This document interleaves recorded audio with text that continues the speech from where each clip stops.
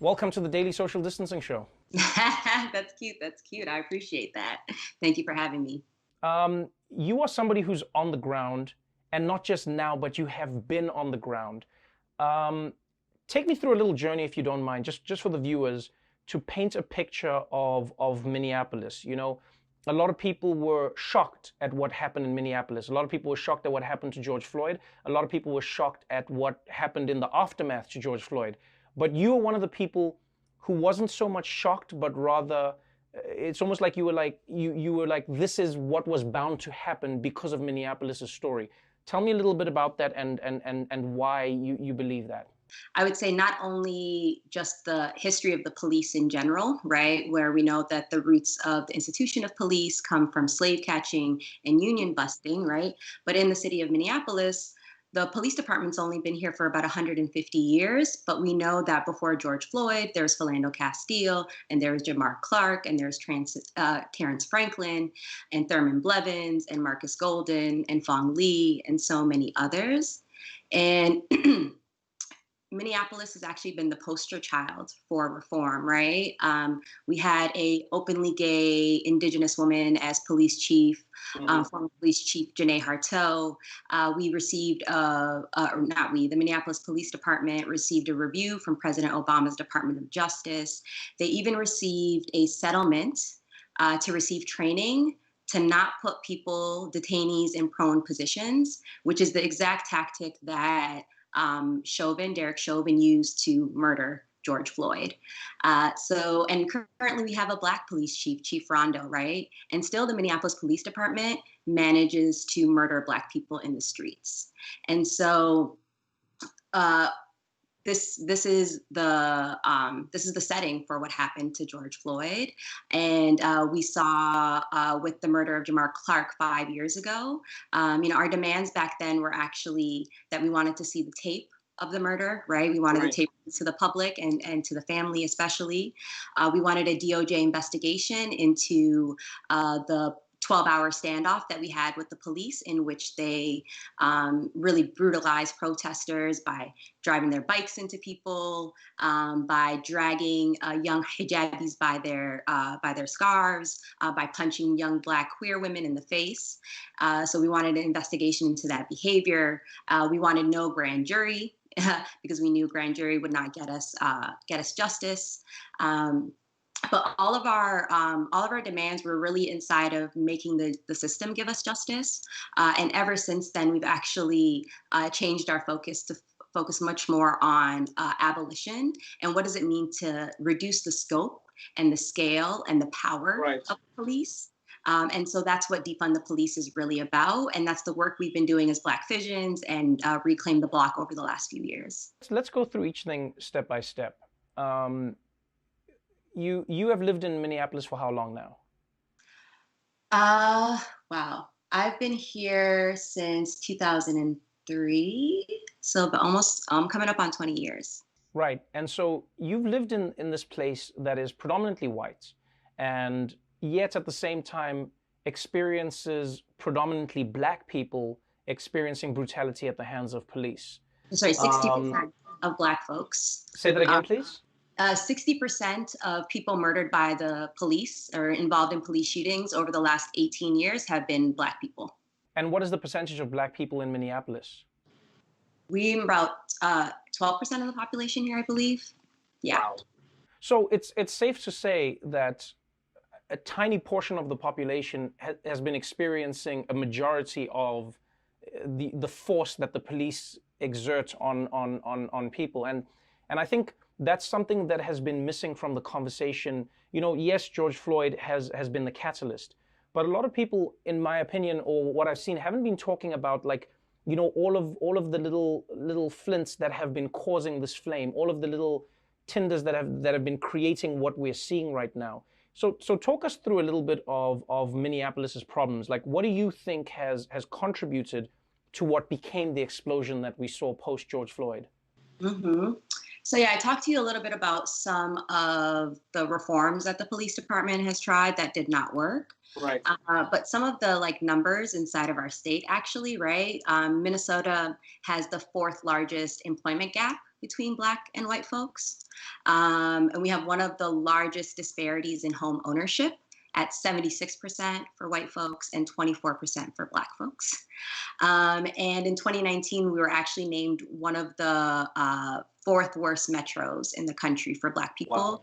Based on education and housing and health access to healthcare and so many other things, and so those are the disparities, and as I mentioned before, those are mirrored in the Minneapolis Police Department and the way in which they treat Black people in the state and in the city. Do you have any idea of why this sparked the outrage that it did? You know, because Minneapolis does have this history. Minneapolis does have this pain.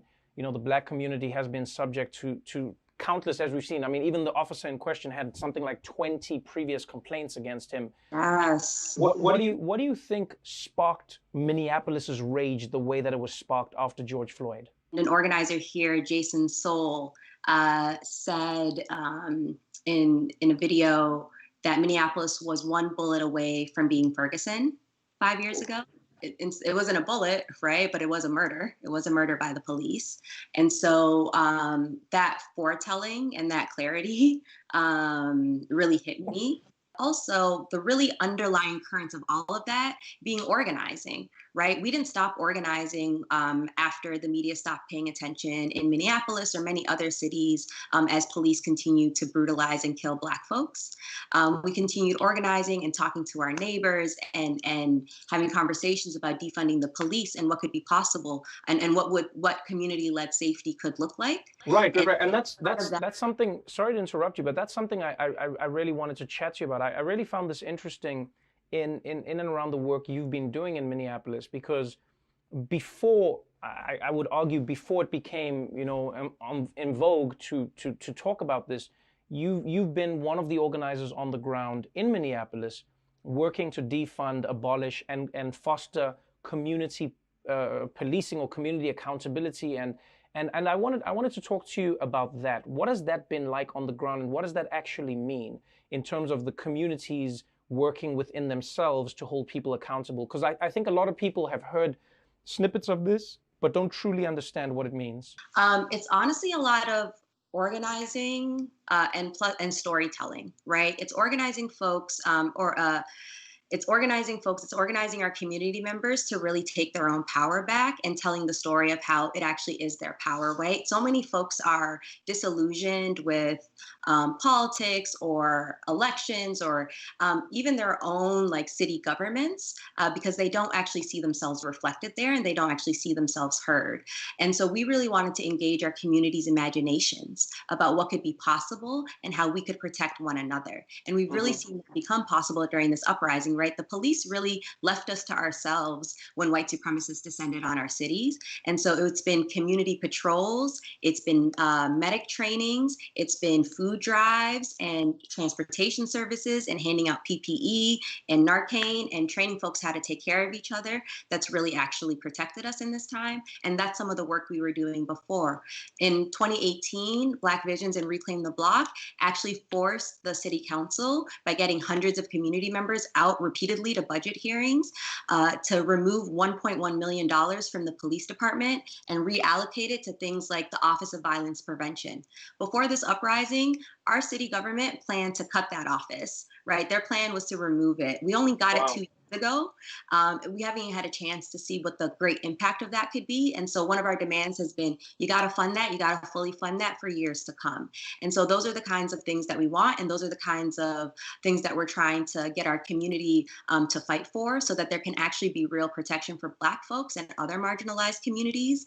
Because the announcement yesterday was amazing. And what got it to happen is the on the ground organizing that folks have been doing for years, not only in Minneapolis, but all around the country. It really was huge, because you had the city council come out and say that they're committing to working to dismantle the police department as we know it. And this I mean has blown people away, because I don't think this is a conversation anybody thought any city council would ever be having, you know, now. It didn't seem like it would happen, and clearly the protests and the movement have created something. Activists and organizers like yourself have created something. Is this what you want to see? Were you happy when this was announced? 100%. And on Prince's birthday, I'll name. So, you know, Prince knew something about the revolution. But yeah, this is one of the things we wanted to see. This is a win. We've seen a lot of wins over the last 2 weeks. So I want community and people to really claim that and really understand what's possible with people power, because we can do this and we can really craft a world in which all of us are safe, and all of our dignity and humanity is honored. And the public commitment is great. The work continues, right? We actually have to see some things pass. We have to actually have conversations. Minneapolis is making history by beginning a community-driven process to dismantle MPD, and decades of organizing by communities have led to this.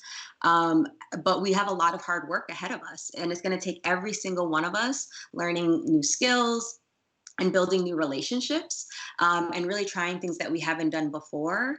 But we really believe that the reward is going to be a city that really invests in life-affirming policies and programs and services that care for our people instead of police that terrorize us. Before I let you go, I know that being an organizer is often thankless. Being an organizer is extremely difficult, and now more than ever, people are willing and excited to help organizers and activists who are on the ground. So if there are people who want to help out in Minneapolis, if there are people who want to send resources, where do they find your organization? Where do you think that they should drive their resources towards? So you can find us at Black Visions MN, at Black Visions MN on Twitter, on Instagram and Facebook. And we are, you know, come see about us. We're a Black-led, queer and trans centering organization with healing and transformative justice at the center that's really trying to build powerful campaigns to get Black folks free in Minnesota. Reclaim the Block and MPD 150 are also really great resources to learn more about defunding the police and abolition work. If you have questions, and if you want to talk to your neighbors and your family about this, and if you're curious and you want to learn more about community-led safety, definitely go there. The Movement for Black Lives is a great resource. Check out, you know, all of the different organizations doing work, Black liberation work all across the country.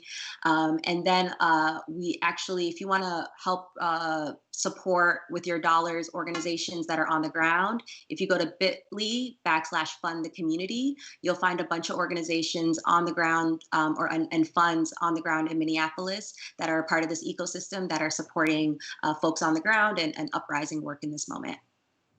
Miski, thank you so much for taking your time today. And as you say, congratulations to you and the community on your win. And hopefully there'll be more to come. Thanks so much, Trevor. Appreciate you.